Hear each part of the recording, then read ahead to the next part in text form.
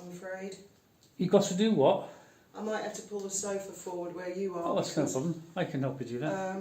I'm going to have to find an extension lead to plug, because of course this is bleeding Spanish, isn't it? And all the plug sockets in the house are English. I thought we had one. I put a British plug on it, an extension lead.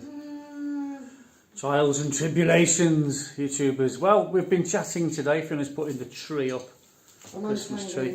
Well, I've got to check if they work first. Really. I left them all round the tree so she could just put the tree up, stand it up, and plug them in last year. But she didn't think that was a good idea, and I was scolded.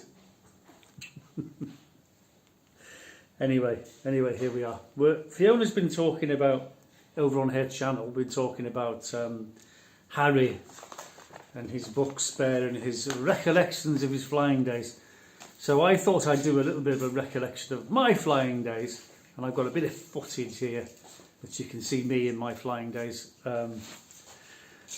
doing a bit of wandering about with aeroplanes and stuff. And I won't cover it too much because it's not very interesting unless you're interested in that sort of thing. We've got loads of things going on. We've got the fires lit, and we're running out of wood to light the fire. We've got plenty of wood, you know, big logs, but we need smaller stuff to get the fire going. You see, and there's a bit of an art to it, and you can't just put a fire lighter to a big log. That's not going to work. So anyway, the fire's going really well now, so I'm very, very pleased with that.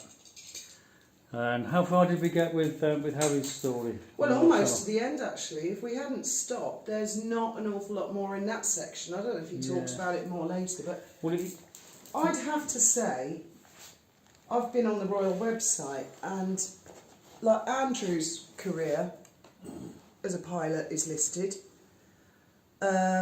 Williams is not so much Charles, because he's the king, I suppose, and it's very well known.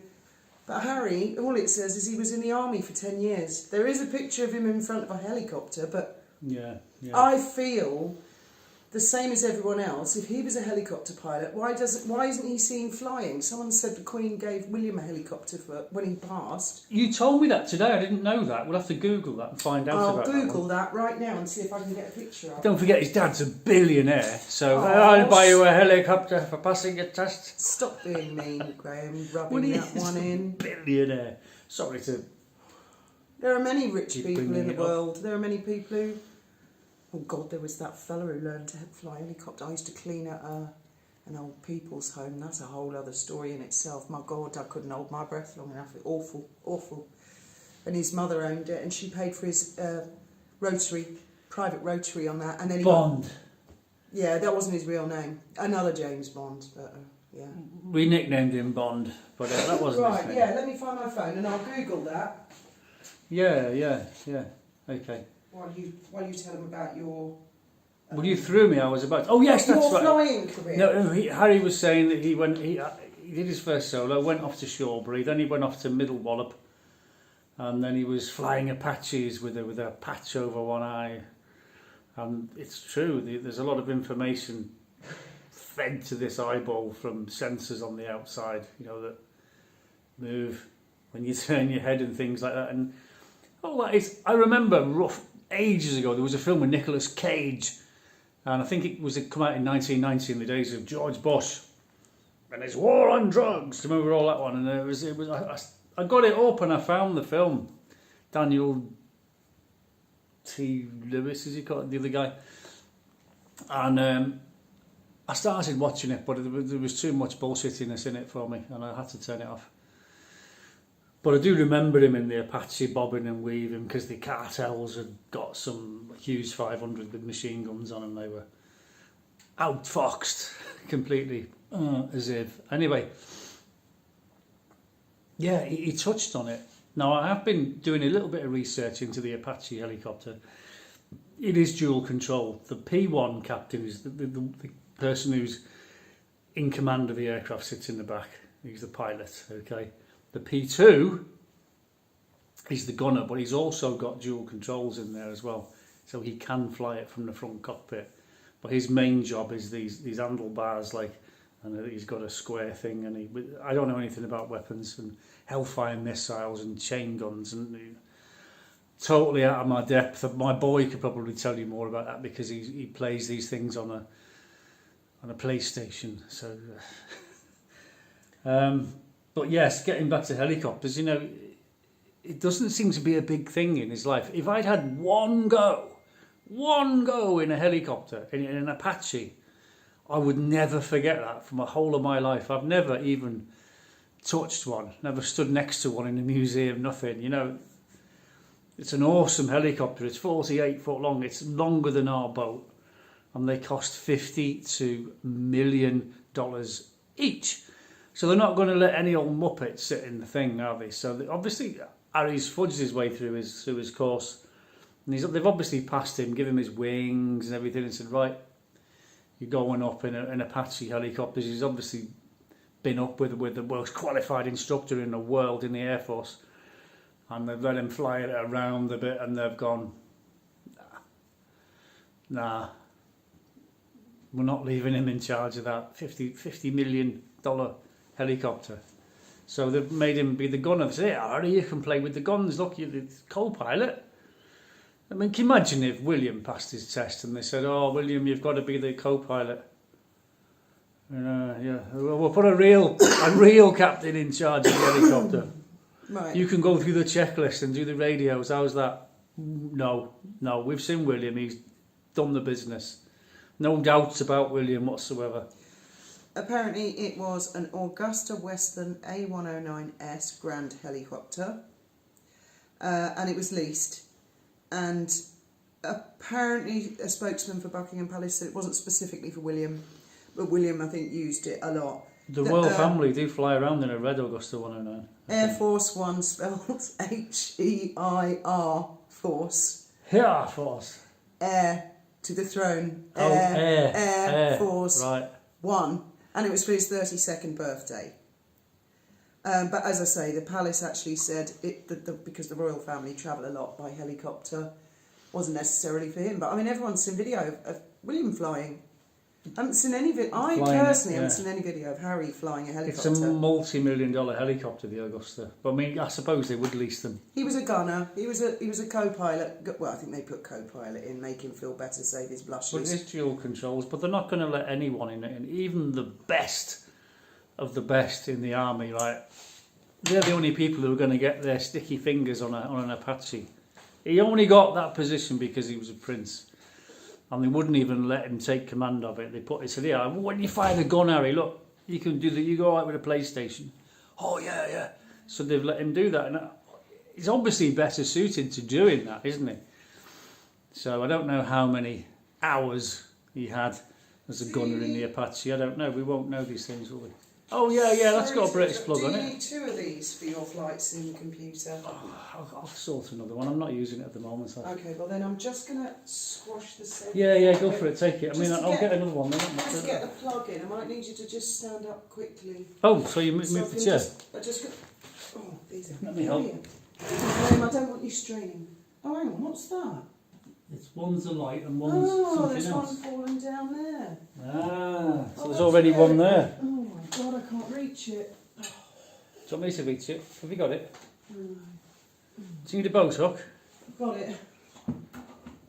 Then you right. I've been looking for that everywhere. It had just fallen down. Right, if you can stand up again, I can push this back in myself.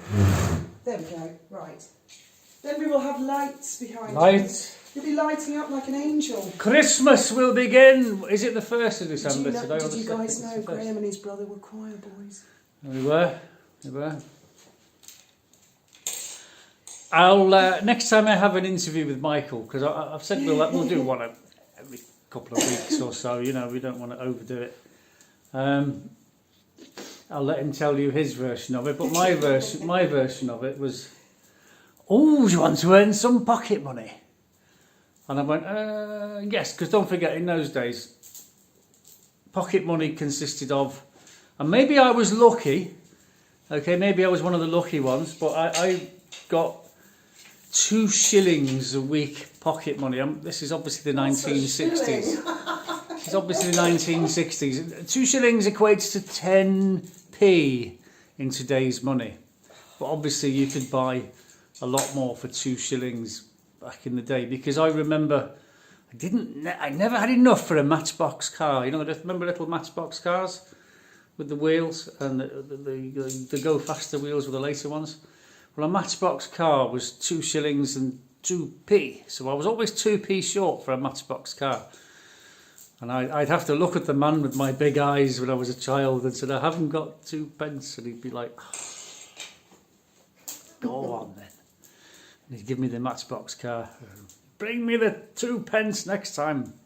Because there was 12 pence in a shilling, so that was 24 pence. Oh my goodness. 26 pence actually for the Matchbox car. And if you think how much a Matchbox car is today, it's probably a fiver, isn't it? I don't know.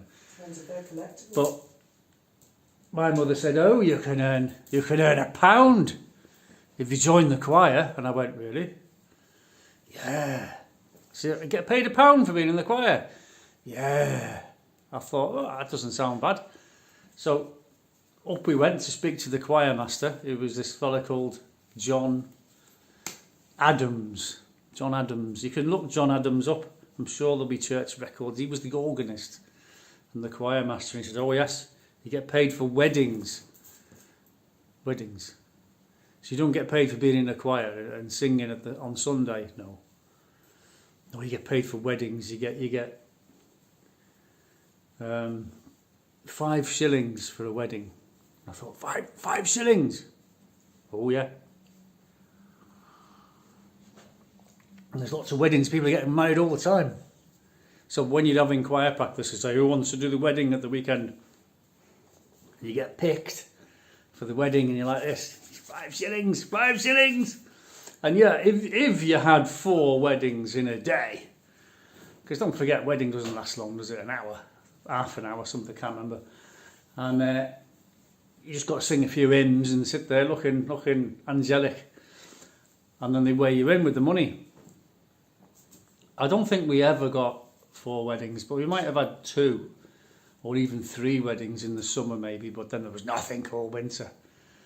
And I got sick of it in the end. I mean, the money was good when you got paid, but then when you didn't get paid, it was a pain in the arse. You had to go to church on Sunday, not just in the morning, but in the evening as well. And that was, and listen to sitting there bored shitless in the pews like this, waiting for the vicar to stop rabbiting on about Moses or whatever he was preaching his sermon on or whatever. And I said to my mum one day, I said, "No, I've had enough of this choir, I'm jacking it in now." "No, you're not," because my mother was a Bible basher. I said, "No, I am jacking it in, I'm not going anymore. That's it." "Yeah, bloody well going." Slap round head, frog marched, arm up back, all the way to the, pushed in the door. "He wants to give it in, Mr. Adams." "Oh, he wants to give it in." So I had to go in and sit down and sing hymns, you know what I mean? I don't believe your mum did that. She did. And then I had to sag off because I'd go, "Oh, she will be there." She wouldn't forget. "Choir practice in 15 minutes. Giving it all this, and I'd be, "Oh no." So we had to think, right, where are we going to go? We're going to go and play out somewhere for until 9 o'clock when choir practice is over. So we'd go, "Okay, Mum, bye, off to choir." "Oh, very good, goodbye." Off we went. So we went playing in the woods somewhere, up to mischief, doing whatever. And then we come rolling back up, 9:15, something like that. "I was choir." "Oh, yeah, we were singing hymns and stuff." Hey, Christmas. So anyway, I went for months and months, and then she'd be at church one day and she'd be chatting with Mr. Adams, who'd said, "What's happened to your son? I haven't seen him for months." What about Michael? Was he still going like a good boy? I don't think so. I think he jacked at the same time as me. Because we'd go playing together. I can't remember. You'd have to ask him. But you always had gobby choir boys who were like much bigger than you. You know, punch you in the back of the head and things like this, and you'd thinking, "I'm going to weigh him in with a candlestick in a minute," you know.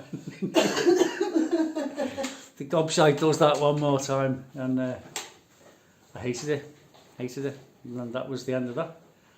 And much to my embarrassment, my wife keeps reminding me to tell everyone on the internet. It's adorable. I was a choir boy. My dad was a choir boy. Did he enjoy it?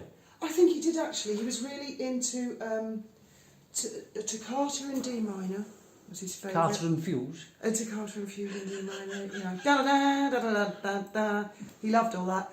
And he was really into cathedrals, and he was really into cathedrals with organs. I think they've all got an organ. I tell you what, you know, some of the organ music was really good. You know, when they were playing a decent tune. It's very Dracula. But when they're just going onward, Christian soldier, you think, oh, not again. Oh, every painful word and note. You think, oh, can't do this anymore. Anyway. So yeah, your flying career, Graham. Flying, You're parachuting. Flying career. Oh yeah. Well, as I said, I learned in civilian world that it was never a military pilot. Although these days, how long ago was it I got the flight simulator? Anyway, show me then. Right, so when I got the flight simulator, once the VR came along, whoa, it lived up to all my expectations, which I'd said years ago at the flying school. When I had my own flying club, I had PCs and things with Microsoft Flight Simulator on there for doing instrument flying. And I always said, when this comes out in VR, you're there with your joystick and you're looking round, and it'd be just like flying the real thing. And wow, first aircraft I ever flew in VR was a Hawker Hurricane from Northolt, and I was like, wow. And you can see the depth of the wings going out in either direction. I'm thinking, wow. And that was a Vive, a really old headset that some kids had just sold me because they were getting an upgrade. But wow, that was really good. And from there, I've never looked back. And I really do enjoy flying military aeroplanes. I take all the bombs off because I'm not into bombing people and blowing people up, you know. But I just like flying. And there's nothing better I've found so far than flying the Harrier, the GR7, GR9, you know, the vertical takeoff and landing plane. It's the American one. It's the Americans bought the rights to it, made it better and sold it back to the British. That's the one I fly. I love it. It's fantastic. And of course there's the F-35B that's come out now. That's $100 million plane. I mean, there's no way anyone in their right mind could afford or would even be allowed to fly one of these things, because you've got to pass all your tests in the simulator before, unless if you're in the Air Force, before you can fly one of these things.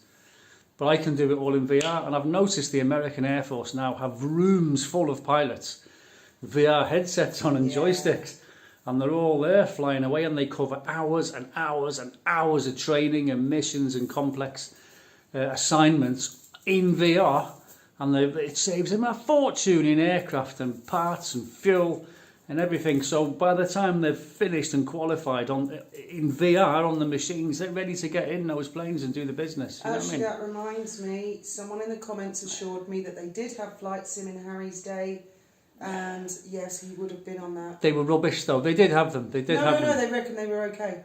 They were actually there. Not with Harry, but they said no, they were okay. They were more sophisticated than you. What year was Harry on helicopters?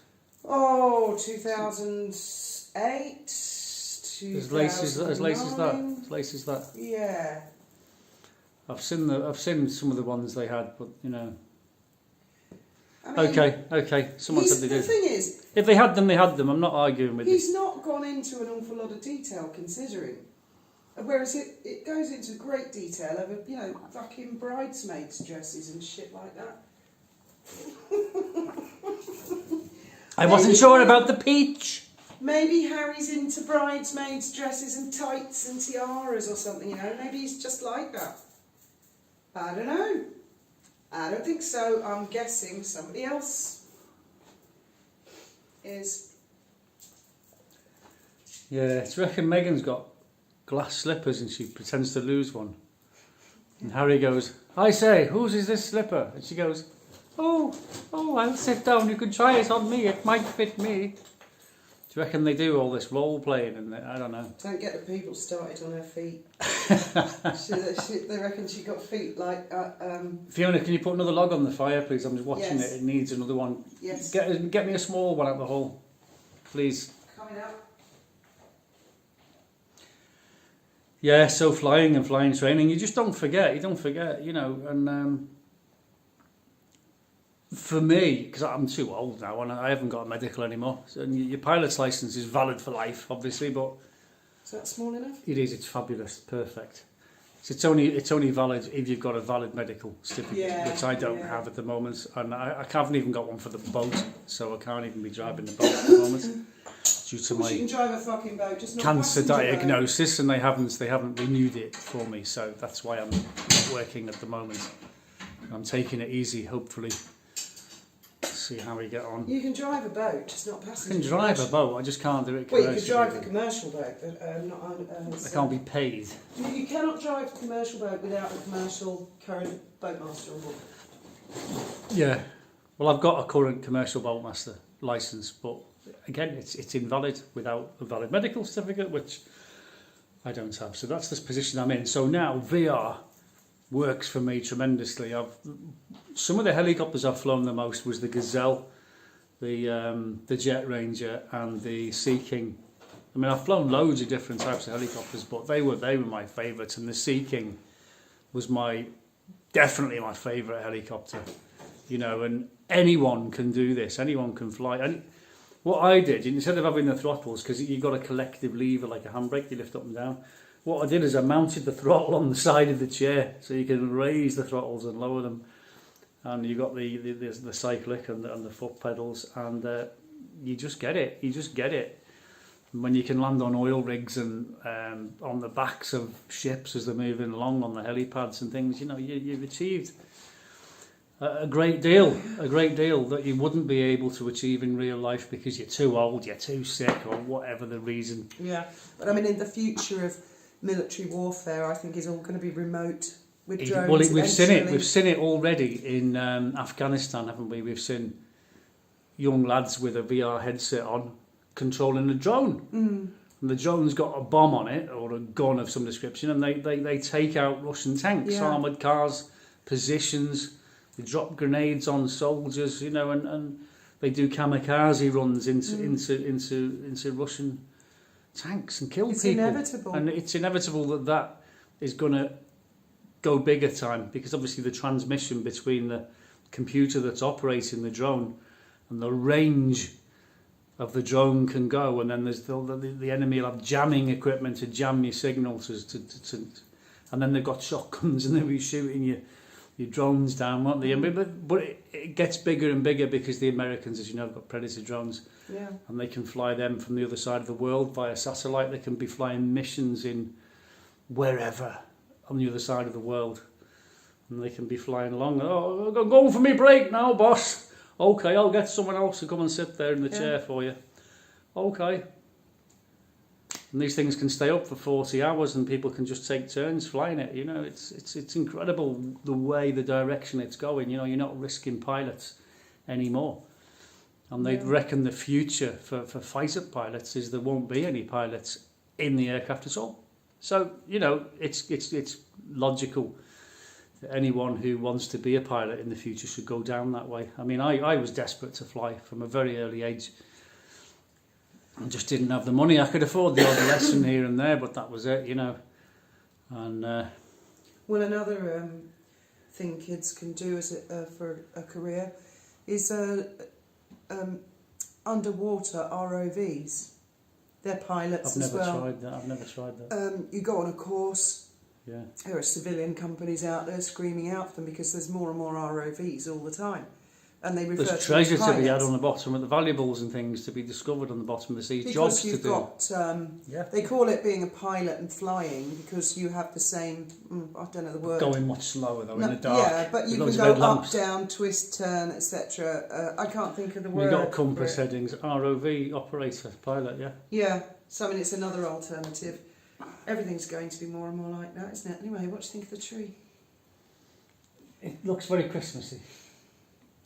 Well, it's a lot of effort actually. I know it's an easy one to put up, but I find it rather pointless these days. Well, the family might be coming, and we still haven't rodded the drapes. I can assure you, Graham, the family are coming.